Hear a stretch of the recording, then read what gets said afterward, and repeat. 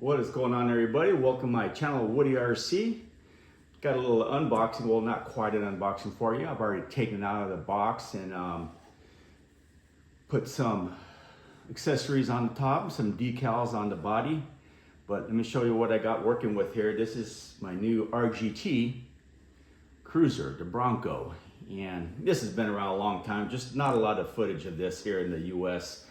Mostly overseas with this vehicle here, being that it's an RGT. Let's take the box off of it here. And there it is right there.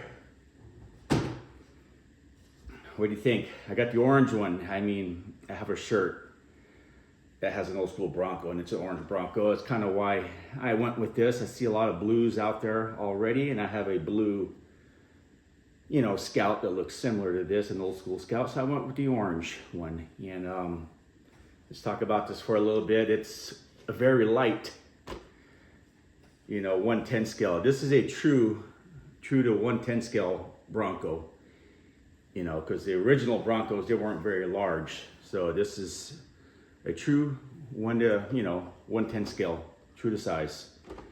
And it's got 1.9, wheels on there. They're not bead locks, they are glued on, but they are 1.9. But the tires themselves are a 3.85 inch tall tire. Your average RC 10 scale, a TRX4, an Axial, they got a 4.7 inch tire, 4.75 inch tire. So this is a little bit smaller tire, but it fits the vehicle perfect, I believe. And just the way it sits on there too, it's one thing I like about RGT. They really got the tire size down with the body. A lot of these RC crawlers out there, including my Axial Bronco, the thing had like a 3-inch gap between the wheel wells and the tires. You had to figure out the way how to lower the vehicle, get shorter shocks, but not with this guy here. This thing sits perfect right out of the box, and the suspension feels really nice. A little bit thicker oil, than what I'm used to running right here. But it feels smooth. It feels like they filled it up well from the factory. I don't hear any air bubbles in there. Just the action, the articulation feels really nice. But as you can see, the things I've done to it already, I'll put the Bronco emblem on there, my rooftop accessories, and just personal decals I bought some old school decals on there to throw on the back. I just remember seeing old Broncos like this when I was a kid rolling around on the street, and people always, put stickers on the back of the window like this. So I've got some old school stickers on there. But that's how it sits from different angles, and I think it's a nice presentation of an old Bronco. Let's take the body off already.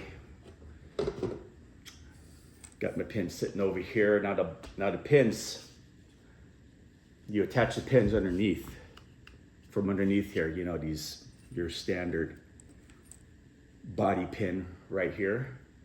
They clip up underneath so you don't see the pins on top of the vehicle. And it's got these little hinge posts right there that clip in to the body, and then you put the pins on underneath. It's not very fussy to get those in and out either. It's actually pretty easy. Let's talk about more about what I like about this vehicle. What got me into this was mostly the looks. I'm an old school Bronco fan. That's my favorite 4x4 of all time. But I just love the look of it, and I've been putting this off for quite a while now, a couple of years. And I got it on sale. Well, I don't know if it's AliExpress, and it was, I believe, $159, $160 delivered to my door, and couldn't beat that. It took a while, and I also like that the motor pinion and spur gear, it's got a spur gear cover, so it sits right there. You just pop out that cover, and you could easily adjust your mesh. I like that about this vehicle right here. A lot of cars, you got to take apart the tranny to sometimes get to the motor and the spur gear just to check for mesh. And this is a very simple setup. Super light, a 6 kg servo. it's all that's needed if you're going to trail with this. You know, you plan on doing adding some weight to it, some bigger tires, grippier tires. You might want to up the power of the servo. I like that they have the battery tray up front. It comes with a NIMH battery here, and this is a 1500 milliamp pack. Yeah, it sits right up there. So I've got plenty of lipos. So I got my lipo attached to the front. This is a 2200 milliamp, so I'll get a lot more run time, and you know, it's just gonna run better all the way till the battery, you know, gives out.